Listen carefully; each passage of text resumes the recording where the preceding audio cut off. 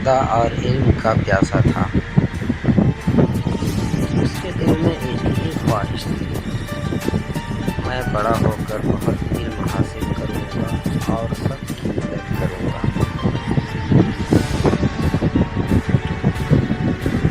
زید روز صبح سویرے اٹھتا، وضو کرتا، ماں کا ہاتھ چومتا اور اپنے استاد مولوی نصر الدین کے مدرسے کی طرف نکل جاتا۔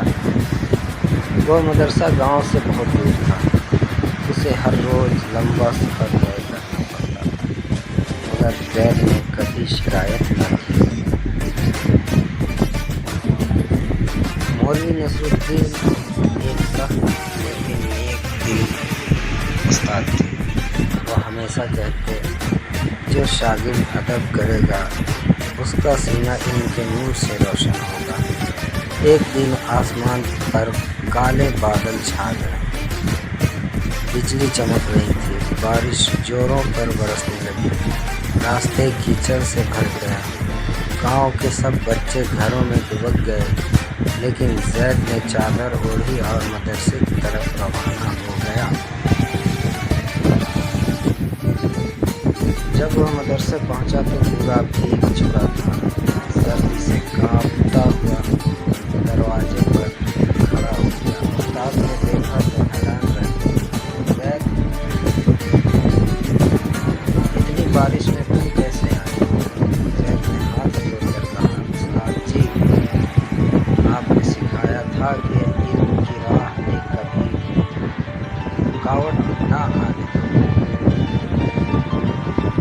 میں کیسے رک جاتا۔ استاد کی آنکھیں نم ہو گئی، انہوں نے زید کو پاس بلایا، اپنے کپڑے دیے اور کہا، بیٹا، تم صرف علم نہیں سیکھ رہے، تم ادب و وفا بھی سیکھ رہے ہو، یہی اصل علم ہے۔ اس دن سے استاد زید کو بہت محبت سے پڑھانے لگے۔ سالوں بعد زید ایک بڑا عالم، استاد اور مصنف بنا، ہر جگہ اس کی عزت ہوئی، لوگ اسے عالم باادب کہتے۔ جب بھی کوئی پوچھتا کہ وہ اتنا کامیاب کیسے ہوا، زید مسکرا کر کہتا، یہ سب میرے استاد کا ادب کرنے کا صلہ ہے۔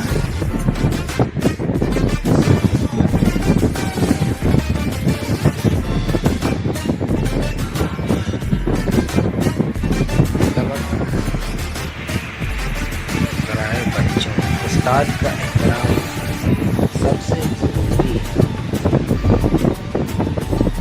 سچی محنت اور فرمانبرداری کبھی ضائع نہیں